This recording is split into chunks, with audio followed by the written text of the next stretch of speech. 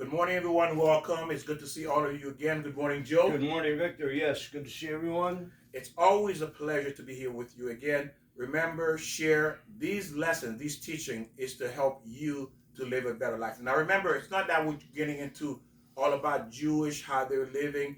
It's to extract important information in the Jewish lessons for us to apply to our lives to live a better life. Exactly. We're not Jews. We cannot become them.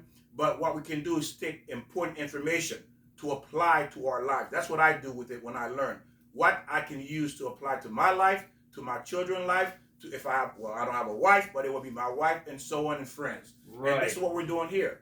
Okay, on that note, I was reading something today about, you ever hear of the senile arch? No, I never did. Okay, bear with me here. Go ahead. I'm going to a point here. Senile arch, I never heard about it, but it's when your eyes, when you get older, they start to change and get brighter, according to what this doctor is saying. And he's a cardiologist. And it's a sign of heart attack. But people, they don't ever heard that. And when I say senile arch, they go, what, did you make that up? Where did that come from? And our point is that we're saying things here that nobody has heard about. And so they're questioning it, and they want to know the basis where this comes from, wherever we're talking about. And we got to try to find the truth. And there's many truths out there. Everybody's talking about very many different things.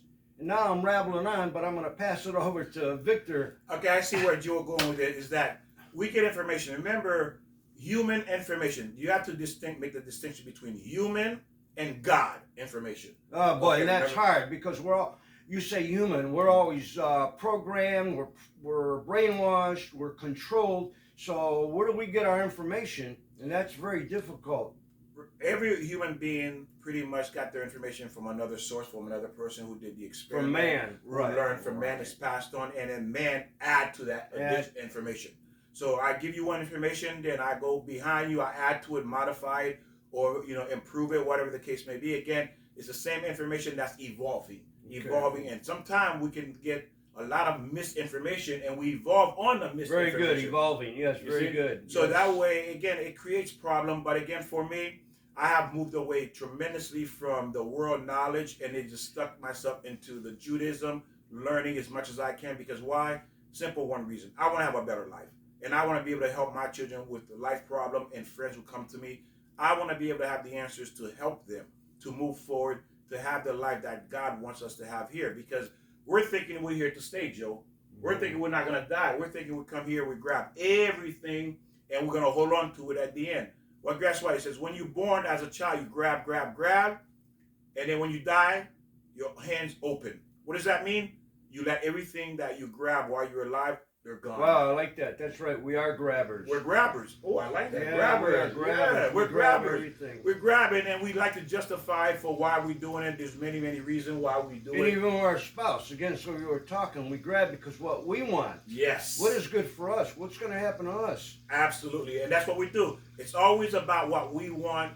Not all the time 100%. There are people out there who are naturally looking to give, not to take. Right. Okay, so I don't want to say, I want to make sure we clarify that. Again, remember, it's a lot of information that we're giving you, we're putting out there. But again, this information is for you to use to improve your life. Now, there's two things I want to talk about that Joe brought to my attention. And by the way, I said thank you all for joining us and learning with us. Again, remember, share, subscribe. These are awesome conversation piece. Wherever you may be, when you speak about this, it's going to make people curious. Say, wow, I never heard that before. And make you look like you are a super genius. And thank you, Mike. And thank you, Gene, for your feedback. I mean, you're really making us think. And even though I get a little boisterous or Joe get very excited. You get very excited. And just trying to get it straight. Not that I know it. You people are teaching us also. We're learning.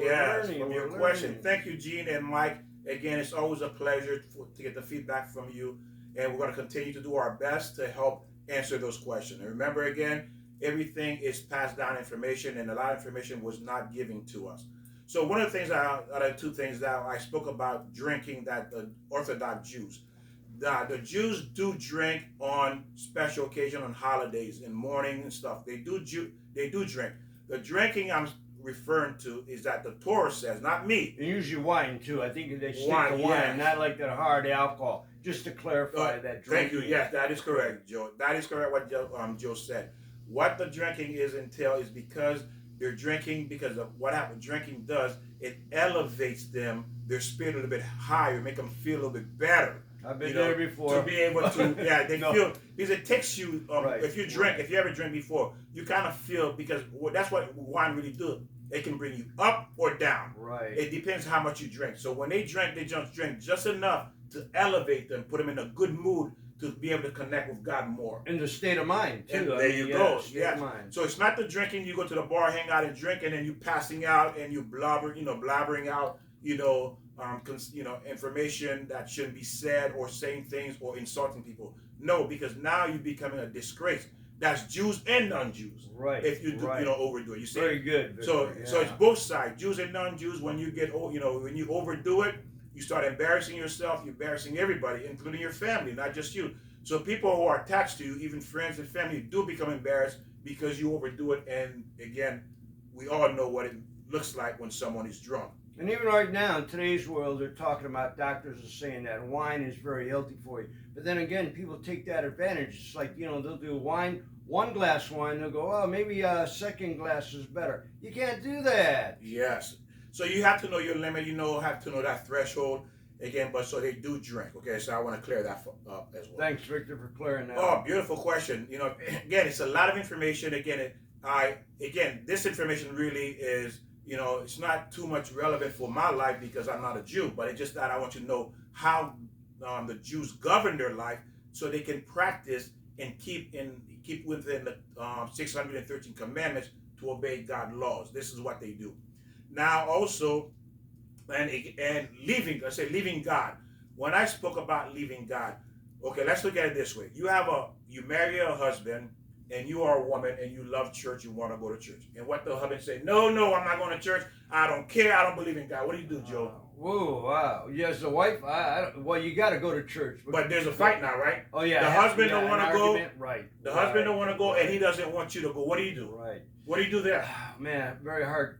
Yeah. You see? So that's just, again, for me to give you some explanation of how I understand it, is now what God is saying, put me on hold. Okay. Put me on suspension. Right. Put me on, not that you abandon me. Do not abandon me, because you are created to serve me. Oh, I like how you say that. You say you are created to serve me, right, but not to abandon me. Now it's called shalom bai. Shalom bai means trouble, to have peace in your marriage. God wants every human being marriage to be successful. And he doesn't want to be the cause why you having a problem in your marriage. Okay. So again, because he knows you put me on hold, you resolve the issue, but again, you are created to serve God, and he expects you to come back. Ooh, very good, yes. He expects you to come back. It's not that you abandon God. Oh, you know what? God is going to. Well, when you told me that first, I'm thinking, ooh, I don't know about abandoning God, but how you explain it, I mean, God wants you to have a happy marriage, and even with your children, you have to concentrate on that, so you don't abandon God. You kind of like how you put it. Yeah. Okay. For example, to show you to go further, like Paul and Peter, they left Judaism to join the Christian because again, there's a lecture on that.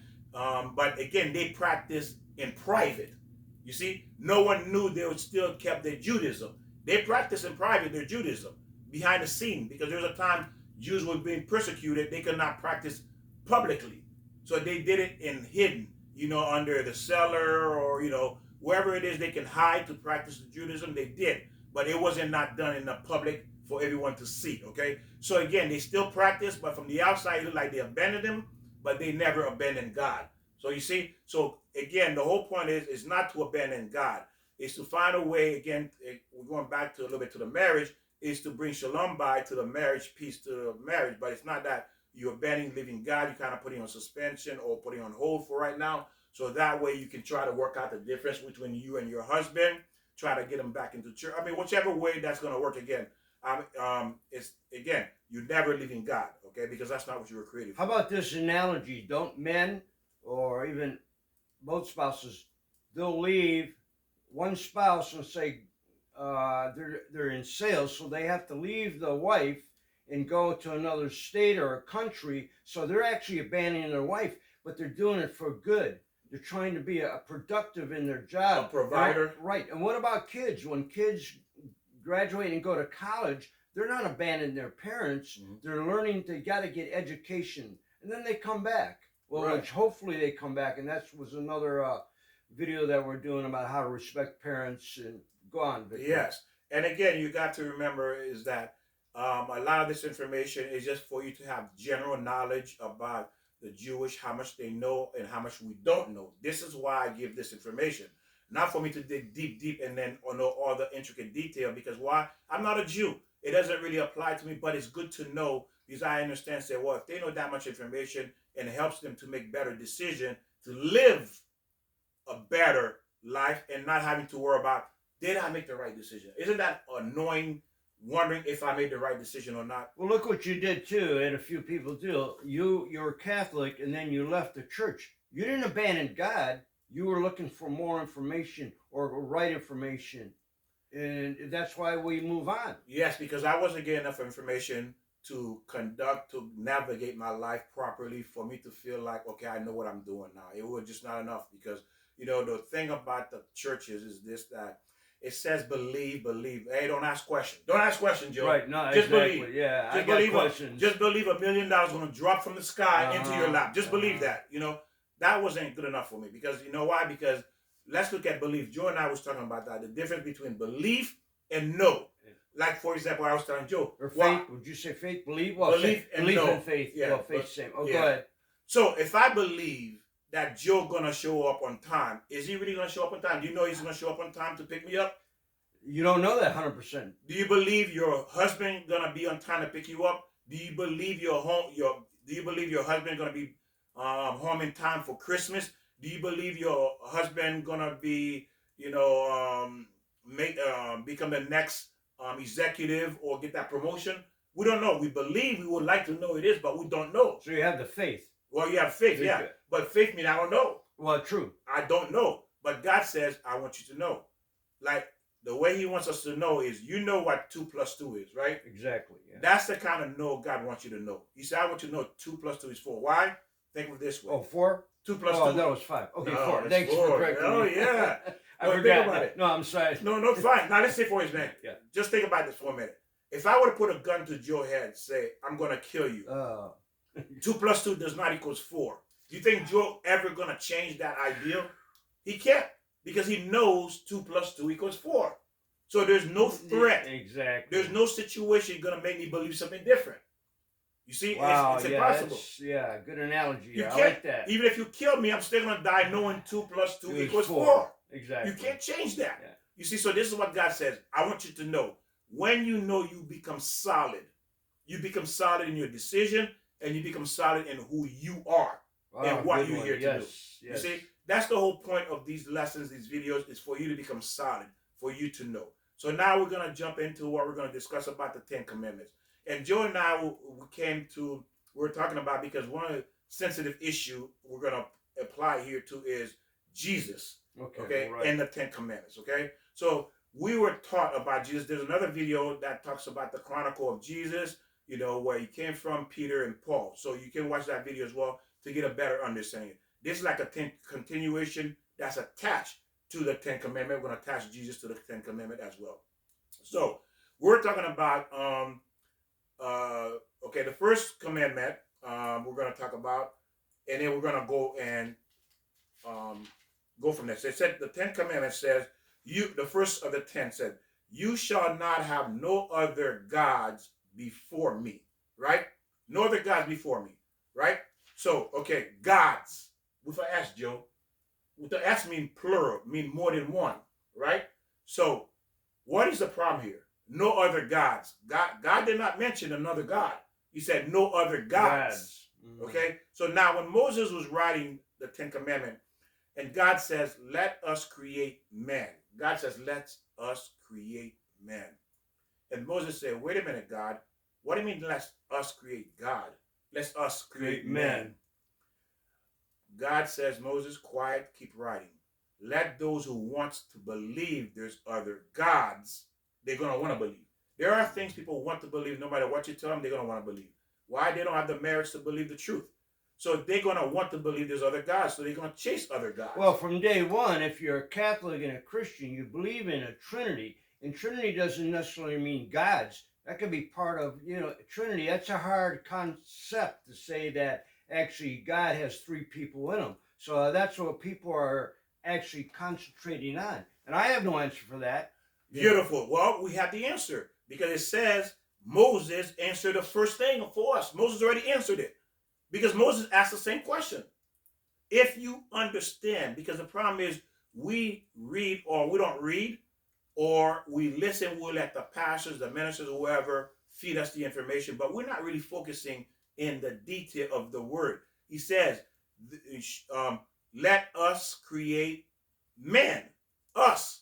So that means there's more than one God? No. Well, maybe he was talking about the angels. Wasn't there angels in heaven? Yes, there were angels. God? Right. And then maybe a lot of people think, well, one of the angels was Christ or God. I mean, we don't know. You know what? Because we're not taught. We hear all this information, and we're kind of like programmed to believe whatever we want to believe. So I mean, we feel it good. Yeah, I'm not. I'm just trying to bring Joe. that up. No, you're right. Because what we don't know, we want to fill it in, or we let pastors and priests, or throughout the ages, the centuries, they fill it in for us. Because why? They want us to believe that. So yes, Joe is right. There are angels, and then again, God created man and angels to feel like they're partner with the creation. Because again, think about it. You have a husband, okay? You have a husband, and your husband never includes you in the decision making.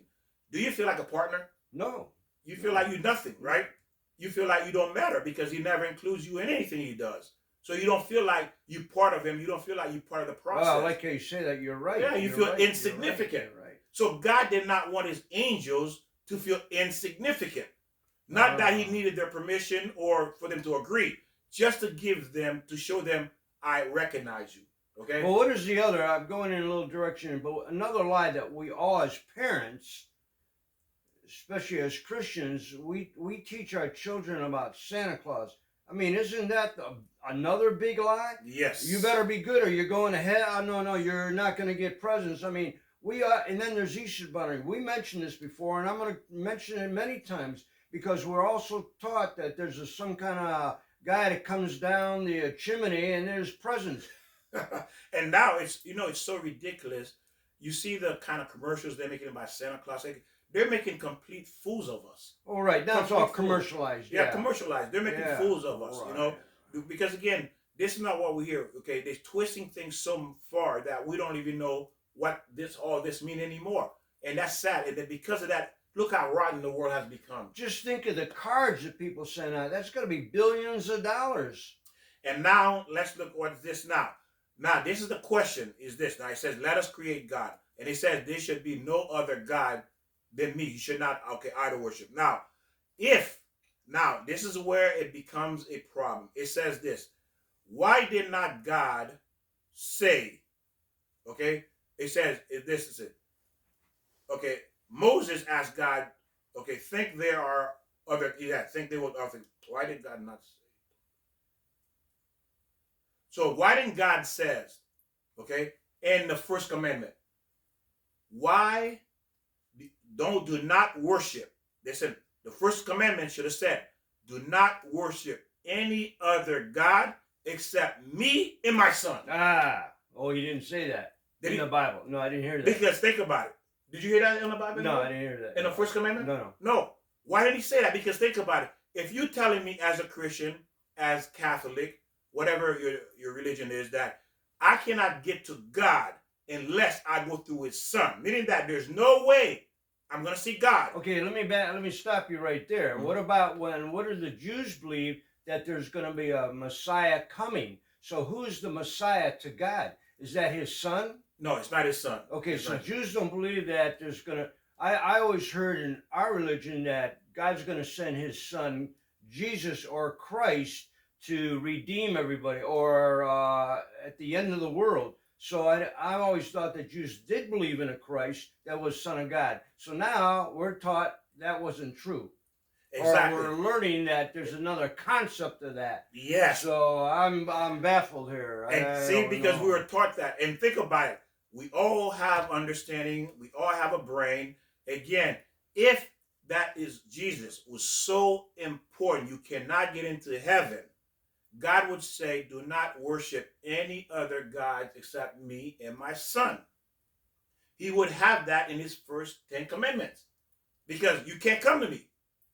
If you can't come to me, then your son is on top of the list as well. So again, let's get back to my question then. So when the Jews, and Orthodox even Jews, all the Jews are saying that there's going to be somebody to come back at the end of the world to do what? And who is that someone? Is it an angel? Is it Moses coming back? Who is this other person? That's what we're all, undecided, unclear. All right, okay, yes. Because what it's supposed to be called, they call him Mashiach, the Messiah that's coming. He's not referred to as the Son of God. And it said that, of course, he has to be a practicing Jew because he's from the bloodline of King David. So if he's coming from the bloodline of King David, then he's a Jew because he's coming through King David. Now, again, it is said that he himself does not know who he is until the appointed time. There has to be signs first. Okay, remember when the Jews were leaving Egypt, there was 3 days of darkness. It says when he comes, there's going to be 15 days of darkness. Okay, so this one of the signs. Again, we have to go over that. That's not what we're covering today, but just to give you an idea what their Messiah looks like. And he's coming to clean, to rid the world of all the evil people. Okay? And what happens to evil people? Do they go to hell? Do they vanish? See, we don't know that. I don't know if it's in 34,000 books. But I mean, we've never taught that. What happens? Well, again, remember, that's true what he said, because we don't have access to all that. If you want to know all of that, you have to become a Jew. Well, I was taught when the Messiah comes, for the Jews the first time and Christians the second time, he's going to rise everybody, even from the dead, and almost ask the question, do you believe in me? And then if you do, you go to heaven. That's the concept that I think I've got, and I think that's a concept that Christians are believing. If it's true or not. I'm not here to change anybody. You believe what you want to believe, and that's beautiful. If you believe in a Christ, if you don't believe in a Christ, God only knows that. And believe what you want to believe. I'm not changing, and so we're just giving you information. Victor, continue. Right. Thank you so much. Yeah, so again, as I said, this is coming from the Torah perspective. Again, we've been taught things that, again, you just have to have a little bit of understanding. You can see already there's a problem, and this ideology in terms of who Jesus was. Now this Messiah coming now, he says he'll be able to just look at you. If you're evil, you'll burn up just instantly by him looking at you. Again, now the thing too is this: when he comes, everybody gonna know who he is at the same time. It's not that I have to write it in the history book or how he came or he was in Israel. Then years later, I heard about he was in Israel. He was walking around. It's not going to be such thing where you hear he was, the Mashiach came and he's in America.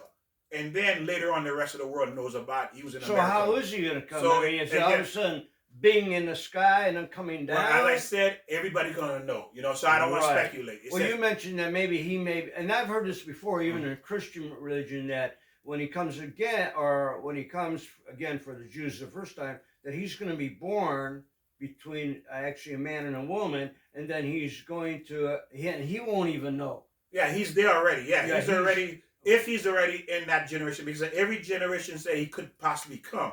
That's what the Jews are saying. Okay. Every generation, if the Jews, again, there's certain things that have to be aligned, like I don't want to go into, where it has to be set. The Jews have to be ready, and the world as well has to be ready when he comes. But again, it has to get to a point where the signs have to be there first. There have to be signs first before he comes. And this is devastating to, people everybody out there. We don't know. Again, we get information coming down the chimney, Santa Claus. So we're getting information that we're not sure about. And then everybody's saying something different. Well, again, as I said, ladies and gentlemen, I can only say what I know. But again, it's to help you to understand, to see the gaps, the question, and what we've been taught and what I've been taught as well. Again, it took me time as far as all these miracles that Jesus did. There were people who did much more than him. It's all duplicated. What he's done, it's all duplicated. It's nothing new he did that was not done before him. This was common practice for a lot of people. At that time, it was common practice. And that's the hardest thing for people to understand. What he did was common practice. There was this other rabbi. He was in a cave for I think 13 years with him and his son. I forgot exactly. But when he was so holy, when he came out, he just looked at people. They were burning up just by looking at them. Wow, really? The people would go in flame. And then God said, hey, go back into the cave. What, are you trying to destroy my world? That's what God told him. Go back into the cave, kind of come down a little bit, because your holiness was so high. Because people back then, think about it, people back then was burning up because he was so holy. Imagine what we are. And he would burn up, so he had to go back to kind of come down a little bit in terms of the holiness. So when he looked at people, he would not burn them because that's how holy he became. And did God call him the Son of God? No. But this man was able to get himself such in a high place where he was able to do these miracles. And that's what I'm saying. Until I started understanding and learning, I said, well, look at all these things people were doing. How is it possible? So again, this is the thing. When you start to see and understand, this was common practice with a lot of people. So therefore, what Jesus did was nothing new. It was duplicated, and he actually did less. What about Moses? Nobody thinks that Moses, when he split the ocean, wasn't that a miracle? Wow. How come people don't see that as a miracle? Or maybe the Son of God, yeah. What about when Moses threw down the cane and became a snake? Where did that come from? That is true. Isn't that a miracle? Yes, it is, Joe. You're right. Joe is absolutely right. Why don't we call him the Son of God? Think about it. Why did God refer to Moses as his son? Why didn't he call him son? You are the Son of God. You're the one of this. But he didn't. Moses did not get that title. So where did that come from? There's nowhere in there. So again, these people were doing tremendous miracles, but again, they didn't get that title. See, you understand? So hopefully you start to understand this is not normal practice. This was normal practice for people back then. Okay, much, much more. And I did speak about King Solomon, all the things he was able to do. He was able to teleport himself from one place to another place. He talked to the demons. He knew the language of the birds, of the animals. He had tremendous, where Nebuchadnezzar, he was this king. I'm trying to say the name properly. But again, he was able to ride animals and had a snake as a harness. But nobody has learned that. I've never heard that. So how do we all of a sudden now, take that concept and say, ooh, that's true? So, it's not that it is or it isn't true.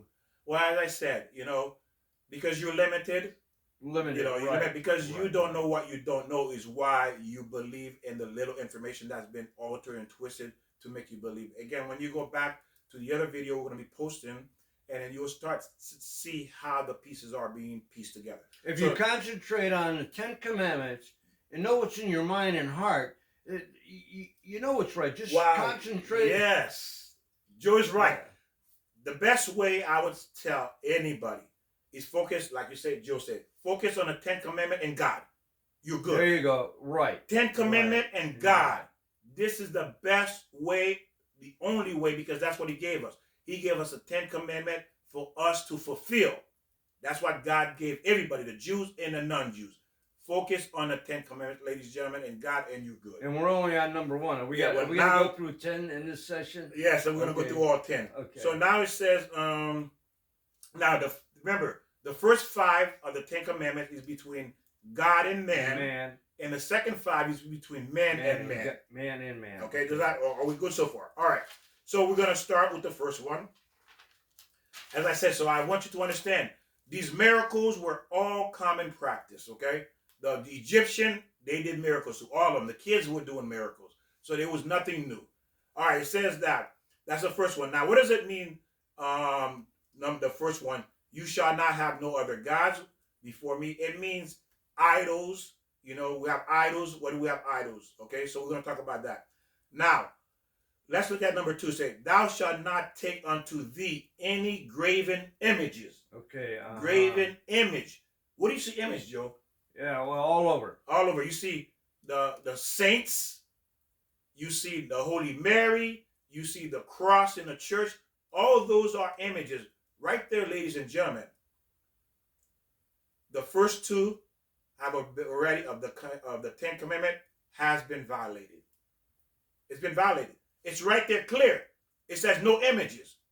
No images at all in the church, but the churches have tons of images. People can't comprehend without an image. You got to have an image, even if it's in your mind. Remember one of the first images the big cloud, big God in the sky. I mean, I always thought there was going to be a big cloud or a God in the sky. There's a lot of images, and Victor, go on. And it's again, God's forbidden.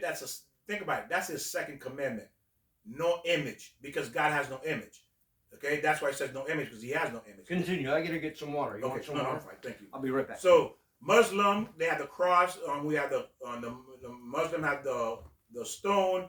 We worship the cross, the saints, statues. All of those are images, ladies and gentlemen, that we are not allowed. If again, examine the first two commandments and listen and pay attention to what it's saying. The first one, no other gods. If there was another God, God would have said, me and my son. And the second say, no images at all. So you read this, but yet you didn't comply with it. So therefore, again, you have broken two of the first commandment. That is man between God. You have violated the first two commandments of the 10 commandments. You see that already. So again, this is not something you know this yourself. If you go and review it, you see it yourself. Now, number 3, thou shalt not take the name of the Lord in vain. That is blasphemy, disgracing God's name, using God's name and not honoring. The only way to use God's name is when you are either doing an act that will honor His name, or you speaking about God and lifting God's name. His name cannot be desecrated. People like to use God's name and desecrate His name, meaning that they use it in inappropriate. Honestly, you shouldn't be using God's name at all. Most righteous people know that. I mean, that's right. Just almost like I've said it a few times, and it's devastating even to say it or you hear it. And that's when I was stupid. I hope that I'm a little bit smarter. No, we do learn. We do learn because of lack of information. Right. And again, remember, the only time you should use God's name is when you're praying.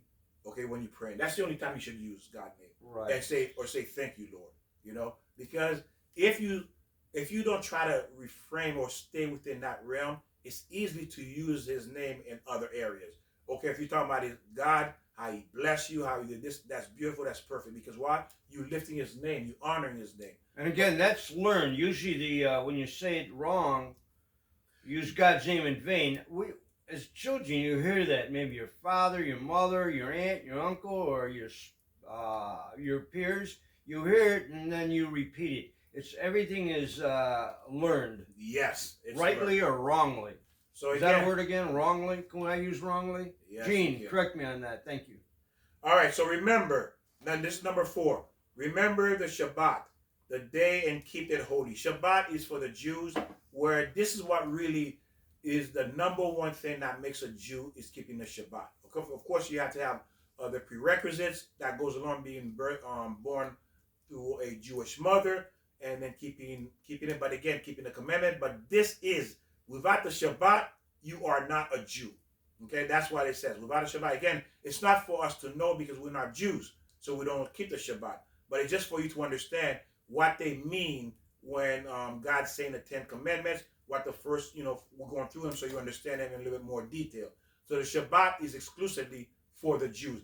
They said anyone who's not a Jew keeping the Shabbat is considered you stealing, and God could actually kill you for that. Okay, it's a treasure He's giving to His Jews, to His children. It's a treasure chest. So if you are not a Jew and you're keeping the Shabbat, you are violating it, you are stealing, and God could actually take your life for doing it. Are you talking about the 3rd commandment? The 4th one. The Shabbat. Sabbath day. The Sabbath. Okay. Correct. Okay, now Sabbath day, what is it? Is it Saturday or is it Sunday? It starts on Friday evening for the Jews. Okay. Yeah. Friday evening. Now in space and God, actually there's no time or morning or evening, because look at the world right here, and then the sun. Well, we go around the sun. What I'm saying is, as God sees the world, there's no Monday, Tuesday, Wednesday, Thursday. It's all the same. It doesn't change. We go around the earth to give that shadow to make a night. So my point is that if you pray and your Sabbath is on a Wednesday, I know this is a bizarre concept. Let me finish. Thank you, Victor. But God doesn't care when you pray. I mean, as long as you respect Him. If you pray every day or what, you should pray, I think, or just have it in your heart. God should be in your body constantly. So, it's Sunday, let's go and get on our knees and go to the church. church can be anywhere. Oh, I'm getting out of line here, Well, but go ahead, Victor. Joe is saying something important too. Again, remember, ladies and gentlemen, we have to understand there are structure to this world. Everything has structure, it has organization. Right, it should be. God is an organized God. You know, like Joe said, the world's spinning. We have day and night, you know, days. So it is structured, and God gave us a 10 commandments. Why? Because it's structured. These are structured for us to live by. These commandments is like life insurance. It is structured for men to live by. So there are order of doing things, and God should be right. Right. Even what I said. Yeah, there has to be order because there's 8 billion people in the world, so you can't say. But I mean, as far as praying or even going to church, why can't you just walk? I've done this many times. Walked in a church during the day on a Wednesday, and I mean, to me, that's praying. That's what God wants to see you do and follow His commandments. Yes, God wants you should be. You should have God on your mind as much as possible, talking to God instead of anything else. If you have downtime, you should be thinking about God, His commandments, the way, am I in compliance with His commandment? Am I doing what He's asking me to do? Because this is what you should be focusing your spare time on, these 10 commandments, ladies and gentlemen, and praying and spending time with God, because you're not here to stay. You are passing through. This is like a corridor from one end to the other. You're passing through, and then there's a mirror, and the mirror going to reflect, did I fulfill these 10 commandments? Did I fulfill them? Again, God gave a specific order how to do things, how to live in this world. And the purpose of all these lessons is for you to take away from what the Jews know. It's not for you to know all the things that you know. It's for you to know enough to live within the 10 commandments, what to do, when to do it, did I do it right or wrong? And if I did it wrong, how do I fix it? Again, it's to have the life that God wants us to have. This is why I learned it, because why? I want to make sure I'm living the best life as possible according to God 10 commandments, okay? So that way I'm not guilty of anything. When I die, I go upstairs. I say, God, I follow all 10 commandments. He said, Victor, well done. You follow all 10 commandments that I commanded you to. Commandments mean I'm ordering you. It's not a suggestion. This is something you have to do, okay? You have to do. Like when you have the rules for your kids at home, right? Oh, exactly. There's rules. You're not telling, well, honey, well, you know, maybe you should do it. You know, you should follow the house rule. Maybe if you want to or not. You're not suggesting. You said, this is the rules. Right. You know? Organization. Yeah, right. Why is the rules? Because they don't know. So you give them rules to protect them. It's not because you want to control them. It's you want to protect them because you know they're going to go off the derrick, they're going to go off the track, and they're going to get hurt. So you give them something to guide them to protect them. Right. And that's what in most religions, I don't know too much about Hindu or other religions, but most of us all have 10 commandments.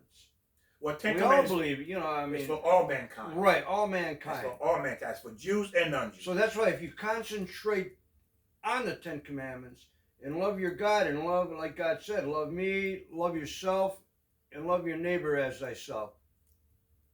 And whatever road you want to go to, like I keep mentioning, believe in what you want to believe. As long as the 10 commandments is in your heart, you're there. And remember, the 10 commandments spell out what to believe in. Okay, it's not what you want to believe. It tells you what to believe in. Yeah. So remember, the thing is that we had a discussion is this. We think we know. It's interesting. I mentioned this. We talked about this. You use the toilet every day. You sit in the toilet and you flush it. But you really don't have any idea how it really works. But yet you think you know God. You think God doesn't know what He's doing, or you want to do things your way. How is that even possible? It's like your kid, your 5-year-old kid, is telling you what to do because they know. Is that even possible? It's not even possible. Did you ever hear of the float? You know what the float is? I think that's what they call it. In the toilet, there's a float. And that levitates the water. When the water, after you flush it, the float is down here and the water comes up and it shuts off so it doesn't overflow.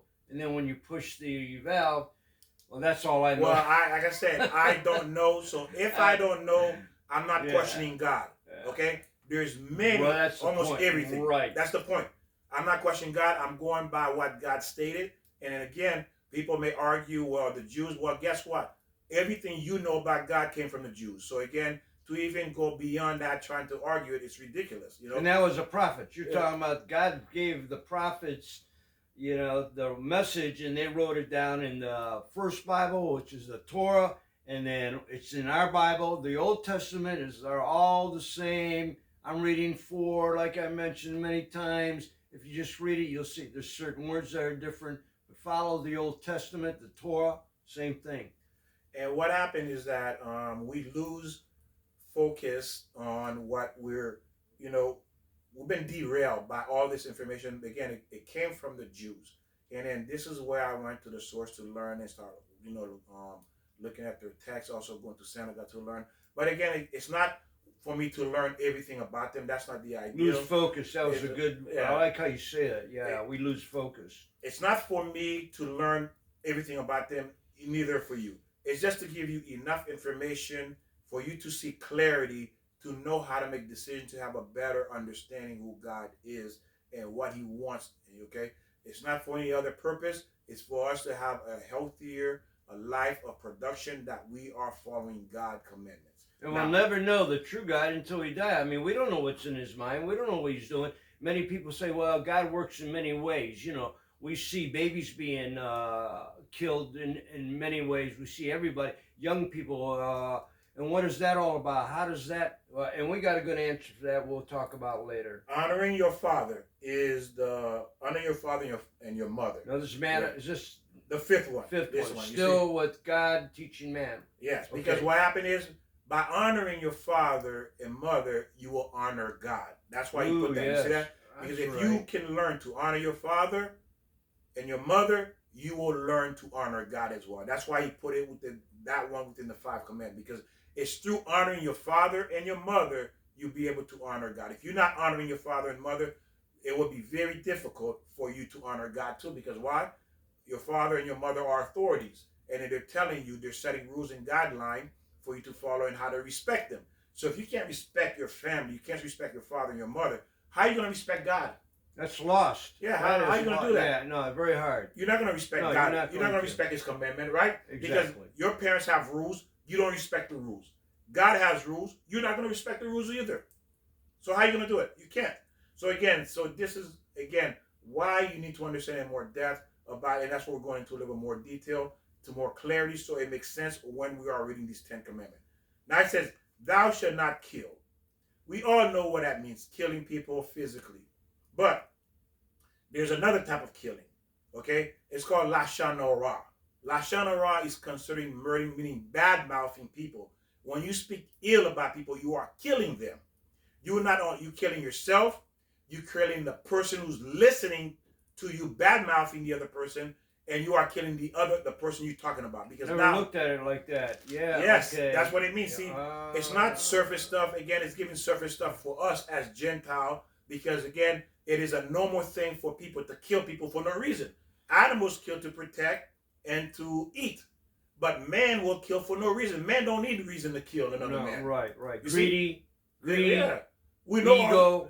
We have all those things, but man can just simply kill you because he don't like you. No, right. Or the way you look at him.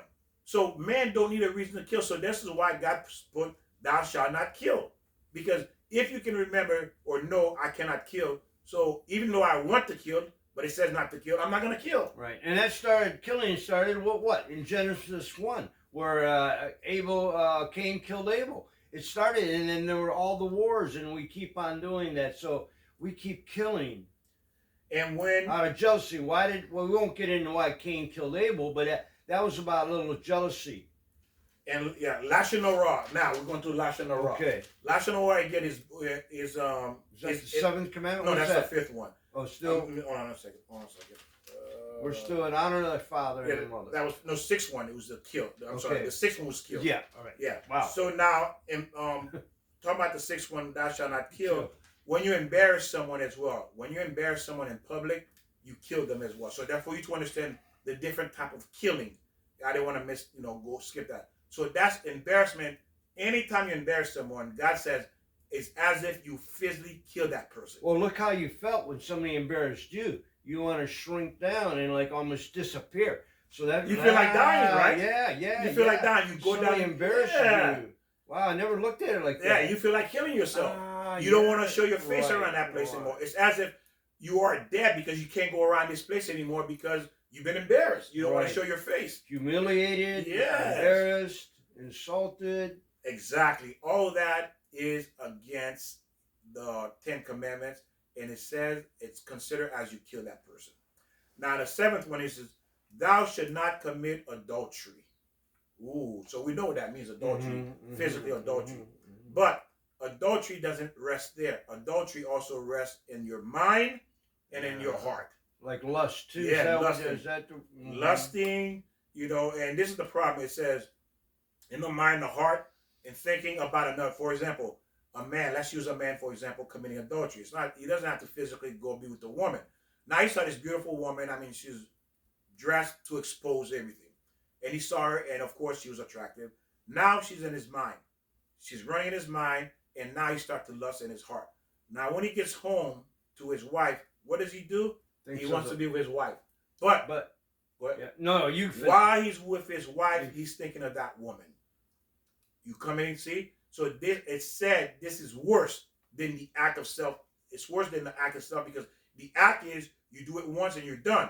But in your mind, it's running and running and running million times over and over and over again. This is why it's worse. So if the man lusts and sees the woman, then isn't a sin on the woman also? Or vice versa? Yes. I mean. Oh, yes. No, what you said. Okay. The woman is, you're right, Joe, beautiful. The woman is sinning because according to the way she's dressing, she's causing men to sin, to think about her. A woman is not allowed, beautiful. And that goes both ways. Women can lust over men too. Yeah. So it goes both ways. It's not just man and woman. The woman, when she dressed a certain way, is that she's responsible. Let's say that she was walking down the street and she had, for that day, 100 men looked at her and lust over her. She just committed 100 sin, plus her doing it, 101 sin for that day, just because of the way she was dressed. Okay? So she just made 101 sin that day, meaning that that's how many men who saw her. Who knows how many men? Now, if you're on television, on the screen, you dress that way, everyone who saw you on television, you dress a certain way, you have committed a sin. All of those men who saw you lusting at you on television, again, you're going to pay the price, ladies. And this is why, hint for you to kind of understand why women have breast cancer, they have the private part, they get cancer in that private part, because they use that's the part that they use to commit the sin with. So therefore, they end up getting cancer in those areas as well. So again, it's something to think about, and also your life could be taken as well. Your life could be taken. Why? People can kill. God will kill people. What happens is this: God gives you X amount of sin. When you reach so much, God says, if I don't remove you from this world right now, you have committed so much sin, you'll be in hell forever or have to destroy you. So to keep you, to save you from yourself, from going to hell, because you're going to keep sinning, I'm going to remove you from this world. You see that? Where's the line drawn? Let's say you see somebody walking down the street. It's a beautiful person. What about if I'm a little bit into bodybuilding and I can't tell, but you can't tell, but so I see this guy and I go, wow, look at that guy's arms. And I go, wow, look at his chest. Now, what am I, all of a sudden gay because I'm looking at a guy, admiring his body because he worked out? So if I see a woman, who has a beautiful figure, where's the line drawn to say, wow, that woman works out, God has created a beautiful woman. Look at her face. And what about if I see a little child, oh, look how darling. Is that lusting? Am I a pedophile because I'm appreciating somebody's body? So where's the line drawn? Good question, Joe. And I'm sure other people may have that question. Remember, ladies and gentlemen, and men, your beauty is only supposed to be exposed to your spouse. Only. Nobody else is entitled to see your beauty. Meaning, the only thing men can see is your face and your hands. Well, that doesn't happen in this world. Yeah. Well, there are some, the Mormons will dress like that, and I think that maybe, can't remember who else, but you're right. But again, for those of you who's questioning, you don't like it, that's fine. That's between you and God. Remember, you're going to stand before God, okay? So it's not going to be me. It's not going to be Joe. We are going to stand before God. But hopefully that we're not going to stand before God because of the way we're dressing. While this on my mind, let me mention this. There'll be a lot of people and women will go, well, you can't tell me how to dress. I'll dress the way I want. But let me ask you this, Victor. Would you walk down in the jungle carrying a raw steak when there's lions and bears? That lion and bear is going to grab you and grab that steak.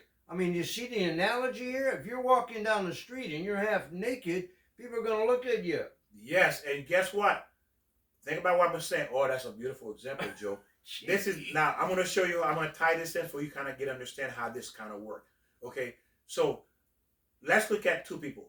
A person that deserves to be killed because they're evil, right? He did something. He needs to be killed. And then there's a person that wants to kill. Right. That wants to kill. So God arranged it for them both to meet.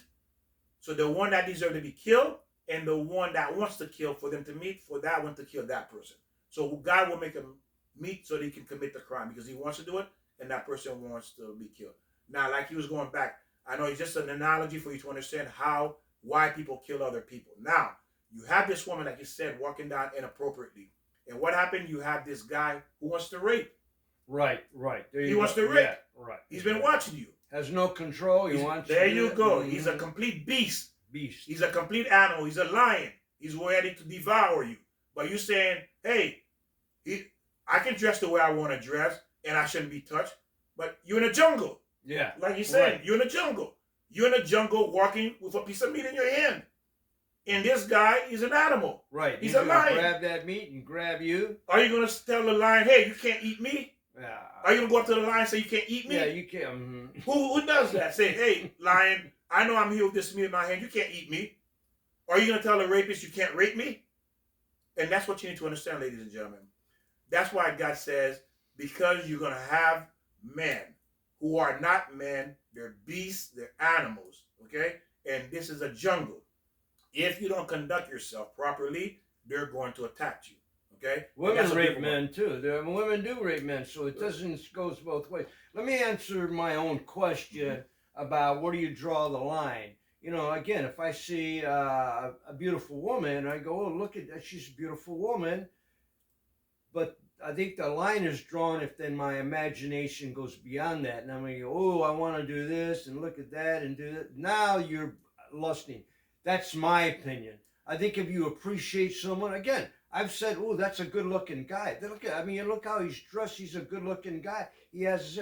Now, am I lusting over this guy? I don't think so. But I understand what Joe is saying. Again, this is the problem. When you start to say what you think, you're already wrong. When it's your ideal, you're wrong. I'm telling you right now. It's God's ideal. Okay, that's why I say I don't think it's God. What God says. Because I'm going to prove what I'm saying to you so you understand that. Look at Moses. Because he didn't do one thing God told him to do, he was punished. Look at King Solomon. He was punished. All the great men in the Bible. Why would God put the punishment in the Bible with these great men? Because they came out of the commandment. They didn't follow and do what God told them to do. So because they went with their own, what I think is when they move out of God's will, and that's when they got punished. Remember, when I start to go what I think, I'm already moved away from God. When that thought comes into your mind, you're no longer with God. Because when you say what I think, hey, God, listen, look, you're God, I'm God too. You tell me what to do, I know what to do. So what's the difference between us two? We both are gods. But didn't God put this desire in the men to be attracted? So where's that line? Where's the desire? You know, I mean, oh, she's pretty. She's my soulmate. Okay, that's good. But he's given us the men the desire, or maybe women too. Right. So where's that line drawn? Well, as I say, it's not for us to get deep into this. I'm just saying that, again, I'm only telling you what I know. The woman only supposed to have the face exposed and their hands. So by looking at people in their face, you know they're attractive. But again, the woman cannot show their body, the figure of the body. That's why if you look at the Muslim women in some country, they wear these long dresses because their hair is covered with something because they're keeping, and that's what really the original women supposed to look like. All women supposed to look like that. But again, the Western culture, the Satan, brainwash you, make you think it's okay, be a runaway model, do all these wonderful things, and we bought into it because why? It's a desire. We want to fulfill that desire. We want that attention. So whatever, again, I don't want to far away into this, but it's for you to understand this is what happens because when we decide we want to be God and design things our way. Well, like you said about Satan, that's when we become weak, when you all of a sudden, see the beautiful woman, and then if your mind wanders, there's where the devil starts coming in and gives you the... he tell you to do it. Nothing going to happen. It's okay. Obnoxious thought. Yes, that is correct. And that's what I said. Because if you don't stay, the 10 Commandments is designed to protect you all the time. And you know that you're doing making the right decision all the time as well. There's nothing more beautiful than having a peace of mind knowing I'm doing the right thing all the time. I'm not questioning my actions, my motive, and my thoughts. When you're questioning, you're in trouble because you don't know. If you want to know, go to the 10 Commandments and line yourself up with the 10 Commandments. If you line yourself up with the 10 Commandments, you're in a good place. Bottom line, you're right. You're right. Line yourself up with that. Don't think because you're not God. Don't try to be like God. Just go with what God says. Again, you have all these wonderful men that in history showed you what happened to them when they decide not to follow one thing God said to do. It was devastating for them. You see how devastating it was for these people. So let's look at number 8. It says, "Thou shalt not steal." Mm-hmm. Oh, so we know what stealing is. Mm-hmm. But what is stealing? That's a deeper meaning. It means kidnapping. Oh, kidnapping is stealing. Slavery is stealing. Okay? Slavery is stealing. Kidnapping is stealing. Let's go deeper. So we know kidnapping. We know slavery. That's stealing. And we know another one is stealing people's mind. You can steal people's mind. What does that mean? Let's say, ladies, you're walking into the store, and to the store, you know you cannot afford, the items they have in the store. But you pretending that you're going to buy, you are stealing the salesman's mind because the salesperson think you are there to buy. So his whole hope, he may have gone the whole day not sold one thing or made a commission. Now his hope is on you that you're going to buy something or a dealership, a dealership, you're going to purchase a vehicle. Now his whole hope to meet his quarter lies on you, thinking you're going to buy. So when you go in, you know you're not going to buy, tell him, I'm just looking, I'm not going to buy, I am just looking. Why? So you don't steal his mind, so he doesn't have hope that you're going to buy. Because you're giving him, because again, you pretend you're going to buy, so you're stealing his mind. He's thinking you're going to buy too. So he's going to spend a tremendous amount of time and energy with you, talking to you, trying to get you to buy this car. So you just stole his time and his mind and his hope. That's stealing. That is stealing. And we mentioned that before as far as the saying that we grew up with, finders keepers, losers weepers. In other words, when you find something, you have to try to return that, because if it's not yours, you steal it. Like when I found that wallet, remember I mentioned that? I found that wallet when I was like 9 years old. I took the money out of her wallet. I mean, well, she lost it. Now it's mine. No. Exactly, because that person, if ladies and gentlemen, you lost your wallet, there's no way you're going to have a peace of mind. There's no way anybody can have their peace of mind. Oh, man. Their purse and their wallet, right? Yeah, credit cards, driver's license, money. Your peace of mind is gone. So again, this is why, you must return the item, find them again. If you live and understand the 10 Commandments, you will have no problem in terms of, did I make the right decision, okay? And that's what is the whole point, because why the 10 Commandments so important? You don't think God knew all this was going to happen? See, we're thinking like, oh, well, God did not know. This was like 3,300 or 300 years ago. This is 2022,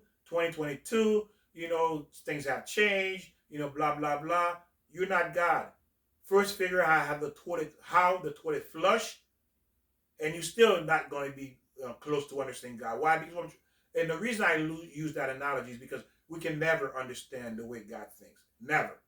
Even when we leave this world, we're not going to understand. There's a lot of things we're not going to be, because to know and understand how God thinks, you have to be God. Let me ask you a question. And the best way to put it, for me to know how Joe thinks, I have to be Joe. Oh, absolutely. For me to know how you think, I have to be you. Right. I have to be you. I can never know how you are. I have to be you, literally be you. And to know how I think, you have to be me. So again, to be God or to know, we have to be God. So again, remove that from your mind. And I had to do that. It was a hard thing to do. Letting everything go. Letting everything go and says, you know what? No longer I'm going by what I think, what I think I understand. I'm going to just go by what the Torah says, by what the 10 Commandments says.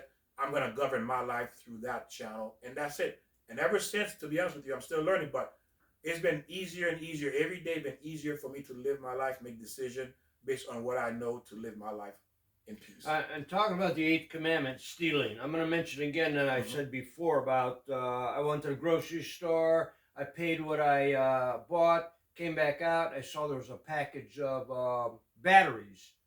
Well, I didn't notice that until I got home, so I said, "Oh, I'll return it." Well, I never returned it. I mean, just because it was left in my cart by accident, I didn't pay for it. So, Victor, is that a sin, or is well, the lady made a mistake. That's it's stealing. mine. That's stealing. Yeah, that's stealing. Because okay, why? To this point, now that happened a couple months back, and I haven't still returned it. So, what's the proper? Am I sinned, or if I return it, I have to return it, or like you say, buy one and then leave it there, and so I paid for it. Yes. Or any way you want to handle that, I took that, and I got to make good for that. Yes, you go buy one. That's a beautiful example, Joe. So if you have something you they put in your cart a long time ago, like Joe's saying, you go back, purchase one, pay for it, right, but just leave it. Leave it there. Yeah, leave it there. Just walk away, leave it there. Okay, because why? You paid it. Don't take it with you, because that means if you took it with you, you just paid for that one. And why do you think? I think I've gone to a bank and the lady gave me $10 extra. I did return it. I mean, if I go, well, she made a mistake. That's my money now. It's not my fault. That was her fault they made a mistake. What about in a restaurant? If they make a mistake on your part where you pay more, whoa, you make a big deal. Hey, you overcharged me. But what about if it was the other way around? She made a mistake that made it you, like, instead of paying $50, you paid $25. People are going to go, oh, she made a mistake. So you're a hypocrite. Yes. Why isn't that a commandment? Are you a hypocrite? Yes. And then again, this is why, again, if you follow this, you understand the stealing part, then you're not going to fall in that category. How do we learn these things? We learn it from our parents. Yeah. Finders keepers. Oh, if they give you don't have. But that is true what you said. We had to learn it from somebody, right? Somebody taught us this wrong ideology. That is true. They taught us the wrong thing. Now, again, this is why I tell you that the safest place, the only place to be is in the 10 Commandments. That's the only place to be. Let everything go. Live your life in the realm of the 10 Commandments, ladies and gentlemen. Live your life through these commandments, through these codes, these laws that will govern you to be a holy, righteous person. Knowing that you are living within God's commandment is it's the only greatest feeling there really is. Because why? You're going to reach a level of spirituality and time when you start to connect with these commandments, when you start to understand these commandments, when you start to apply these commandments in your daily lives. When Moses came down on the mountain with the 10 commandments and the 2 tablets, God told them, you people are committing adultery. You're believing in other gods because you're making idols out of gold. So that's why the 10 commandments came down, because God saw all this corruption. You were committing adultery, you were stealing, you were killing. So God said, Moses, take these tablets down and teach your people. And are we learning? We're still not learning. Well, yes, God gave 2 sets of 10 commandments. Again, that's why, the 10 commandments is for mankind. It's for mankind. Oh, that's why there was 2 tablets for man. No, there's 2 tablets. The first one, because of the golden calf, Moses broke it. Okay. And that one, they said that one was like 1 billion times greater than the second set of the 10 commandments. So there was 2 sets. The first one, God wrote the first one. And the second, and that's the one Moses broke. And the second one, God told Moses he had to write it himself. But weren't they the same? Or they were the same. But again, same as far as the words are concerned. Yeah, exactly. The 10 commandments. Okay, go ahead. Yeah. But there was, again, it's not to get into, I don't want to go any further with that because I don't want to confuse anyone. But again, just for your knowledge, there was 2 sets. Okay. So now we're on number 9. Thou shalt not bear false witnesses. That means lying on people. Lying, no matter what it is, you didn't see it, you're lying. If you were not there, you're making it up, you're assuming. Don't assume. You didn't see it, do not assume. If you assume, you're lying. Okay? If you're assuming, you're lying. Now, there's probability for thinking that person could have done it, but don't go say they did it because did you see them do it? No. Right. You didn't see them do it. So again, and what happened is when you think someone did something and you blame them and later you discover they didn't do it. you just destroy that person. Can I tell you a story? Go ahead, please. I had a friend of mine who was coming to visit me, and I put some of this money on a shelf in the kitchen. And he came over and we were talking, and then he left. I went to get the money off the shelf, and it wasn't there. I'm going, my buddy stole the money. Victor, I'm going, he couldn't have stole the money, but it's not there. Where's the money? I didn't take it. Then I went to my bedroom. I moved the money prior to my friend coming over, and I'm accusing him like you assume. I accused my buddy stealing my money because... And you see how easy it is? That's a beautiful example, because it is so easy to assume the worst, isn't it? It is. I mean... Now, if you pay attention to this commandment, you're not going to fall in that category. If you follow it, you're not going to have that kind of mindset. The purpose is to protect you, and to protect you and protect you from hurting other people wrongly.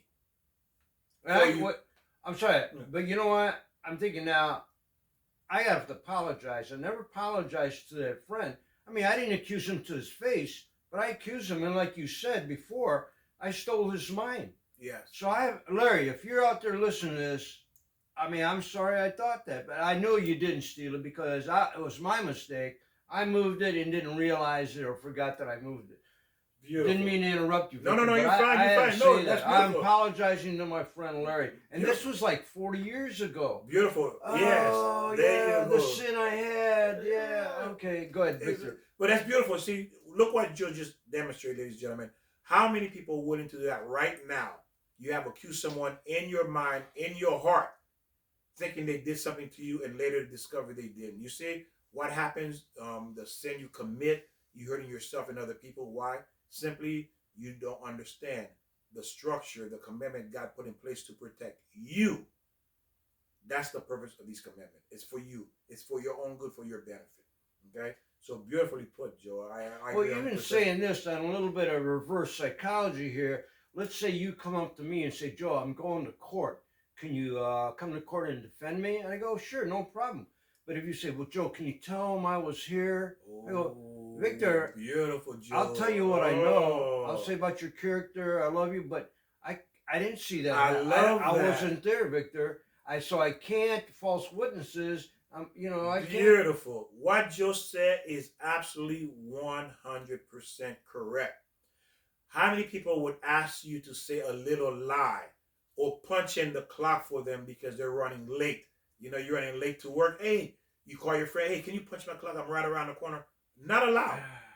But look how easy it is for your friend to get, for you. Now, what kind of friend are you? Think about it for a minute. What kind of friend are you to get your friend to commit a sin on your behalf? Yeah, right. That's what you're doing. So you're not a friend. You are not a friend. If you're getting your friend to violate God's command, could you call yourself a friend? Victor, I got to mention, I know we're running out of time here, but I got to say, that actually happened to me. A friend of mine was in, he was in jail, and actually his lawyer called me up and he said, do you remember, I'll call him John. I said, yeah. He said, were you at the bar with John? And I said, yes, I was. He said, do you remember seeing this and that? I go, well, I remember seeing him, but I didn't see that. So it wasn't the lawyer was trying to tell me to lie, but I couldn't say something that I didn't know. If I saw him doing the act that was wrong, I would said it, but I didn't see it. So I told the lawyer, I go, well, I only can tell you what I saw. No, I can't make up things that I didn't. That is correct. He did the right thing. You see? Again, I know it's not easy. It's hard. But again, when you learn and learn and learn, it becomes easy to make the decision because you know it's against God's will. It's against God's commandment. You are going against God. And guess what? You're going to stand before God. He's going to stand before God. And guess what? You will be punished according to you breaking the commandments. And people know that. I mean, that's not something, what should I do? Should I lie in court? I mean, it's not that hard to, but people do, because wrong message. Ladies and gentlemen, children, listen, you can do this. You can live this wonderful, productive. I mean, it's not a perfect world. We're going to have challenges, but the beauty of it is that you can have peace in this troubling time world, this confusing time in this world. You can have peace in it. You can maneuver feeling comfortable, but you have to take up action to learn, to educate yourself, educate your family, educate your friend, share these resources to help them to make the right decision. All of us can do it. It's just a matter of educating ourselves, a matter of learning. Really, exactly. You have it, okay? If you're listening to this message, you know people who you love, you care for, share this video. Talk to them. Hey, say, this is what I've learned. Did you steal? Did you do this? Did you do that? Because, again, the conversation is endless. You have endless amount of materials. That's why I said you have so much to learn, to educate yourself. You don't have time to be wasting on nonsense. Use this time to educate yourself so you can have the life you want to live. Because this world, this time we have here is short, and we don't have a lot of time. And we made a lot of mistakes. So it's time to clean up our mess. It's time to align ourselves with God's commandments, so that way we can have the kind of life that God wants us to have, that we expect and want to have. But at least we will have peace through the rest of this journey. And if we teach our kids, they will have peace. Even though we didn't have it, but they can now obtain this peace, because they will see you're living the 10 Commandments, and then they will see how happy and peaceful you are. They're going to want to follow. Exactly. Good. Now, the 10th one is thou shalt not covet. So what does that mean?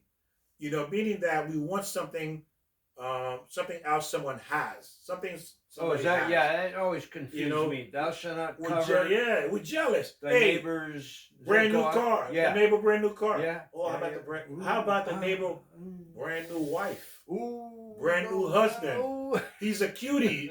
She's a cutie. What about that? Do we do it? Or the new person that's working at Starbucks, the new guy, the new girl, ooh, she's pretty. Or this new person that's been hired on a job, he or she is gorgeous, and that's what we do. Now, it leads to a lot of other things, and when you covet something, it leads to jealousy, because you want what they have. Okay. And then what you're telling God, hey, that guy or that woman the neighbor has, that new wife, that new husband, should be mine, not his. I deserve it. He don't deserve it. You see? Now you start to tell God what you deserve. So in other words, the Jaguar that's yours in the driveway, I really want that. So am I sinning? You are sinning. Why should Victor have that? I need that. I'm getting that. I want that. When it gets to that point, that's the sinning. When it gets to that point, or why? Yeah, he got to it. If he has it, I should have it. Yeah. Why don't I? Or he don't deserve it. That's what you're telling God. You say, hey God, you made a mistake. You gave Joe that Ferrari. That Ferrari belonged to me, not Joe. You see, that's what you're telling God. That's my car, Joe driving. Victor, I hung a lot of drywall to buy that car. Don't take that car away from me. But that's what we're saying. No, you're right. You're God, right. you gave this gift to the wrong person. It belongs to me. And in time, it developed a jealousy. Okay, and it says, when you develop jealousy, it says your bone will rot in the grave. When someone who dies and she was jealousy, their bone rotten in the grave. Is that envy too? Is that a word? Envy. Yeah. Is that? Yeah, cover that envy. Yeah. And I envy you. But it really is. Okay. Envy is a little bit different than jealousy. Jealousy is, is saying it's the worst one. Okay. Because it's saying that you don't deserve it. It's mine. Okay. God shouldn't have given it to you. He should have given it to me, or give me too. Okay. You see? Yeah, so I'm jealous of what you have. I want what you have. I want it. Right. Yeah. Jealousy. Matter of fact, I'm going to go over there and kill the neighbor and take the car. When he's not looking. I'm going to commit murder and take his money. 10 Commandment, number 6. Exactly. It leads to that. It leads to thou shalt not kill, So again, it goes to that, ladies and gentlemen, because it can lead you down that road. This is what it says. These things will lead you to worse things. That's what the commandment is doing. It does. It will lead you down that road unknowingly, unaware. It'll lead you to it. Because that jealousy starts to build and build and build and build till you can no longer contain it. Then the Satan said, now it's time to act. Let's go murder. So we can take it. You see? So again, ladies and gentlemen, these commandments are designed to protect us. Okay? It's designed to protect us and protect you, to protect your family, to protect your children, and stay in line with the 10 Commandments and knowing there's a God. If you have the 10 Commandments and you are worshiping God only, you are in the perfect place. you are aligned with God. Very good, Victor. Yes. And then the thing is, make sure you share, you subscribe, you hit the like button. If you have comments, again, all of this is to help you. It's not for you to become a Jew. It's for us to live a healthier, productive life, to have a peace of mind, to understand right from wrong, how to govern ourselves. Because we get confused. We're confused. I was confused at one time too. I hate thinking, Joe, did I make the right decision or not, Joe? That's the thing that used to eat me up. Did I tell my son or my daughter the right information? That's a horrible place to be when you're not sure. You know why? Because we don't go to 10 Commandments. We listen to other people. Well, my friend said I should do this. Not your friend. Look at the 10 Commandments. Go to the 10 Commandments. Go to God. He has the answer. That is true what Joe said. A lot of times we go to people who they themselves don't know.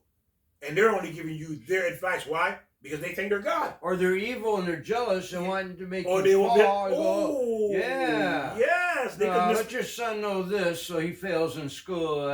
Joe, beautiful point. Because you think they're friends, they may be your foe. They may be your enemy, giving you wrong advice to make sure you fail and your kids fail. Go to God. If your friend is not following the 10 Commandments and worshiping God and really making an effort, then you're wasting your time getting information from them. Because why? The only information that's going to change your life is God. Absolutely. Man doesn't have information. Look at the world. Everyone can agree 20 years ago the world was not like this. Wait a minute now. Man does have information.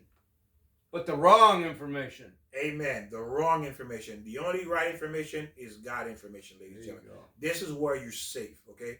This is where your haven is. Your safe haven is in the 10 Commandments and in God. Again, thank you for joining us. Thank you for learning with us. God bless all of you, and we'll see you next time. Amen. And don't forget, Victor, ring that bell. Ring that bell. Chef Jean Pierre says that. Very good, Victor.